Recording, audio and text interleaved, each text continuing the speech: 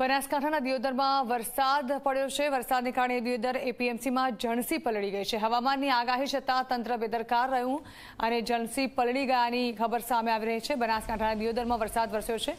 એક તરફ હવામાન વિભાગ દ્વારા પહેલાથી જ વરસાદ પડવાના એંધાણ વ્યક્ત કરવામાં આવ્યા હતા, ત્યારે આ પહેલા જ એપીએમસીએ સતર્કતા વર્તવી જોઈતી હતી, પરંતુ તે છતાં પણ જણસી જે છે તે બહાર ખુલ્લામાં રાખવામાં આવી, જેને કારણે દિયોદર એપીએમસીમાં જણસી પલળી ગયાની ખબર સામે આવી રહી છે। વધુ માહિતી સંવાદદાતા અલ્કેશ રાવ આપી રહ્યા છે। અલ્કેશ, હવામાન વિભાગે છેલ્લા 2 દિવસથી આગાહી કરી છે વરસાદ પડવાની, તે છતાં પણ બેદરકારી દાખવવામાં આવી, જણસી બહાર રાખવામાં આવી, જેને કારણે તે પલળી ગઈ। જણાવવા માંગશો કેટલું નુકસાન થયું છે?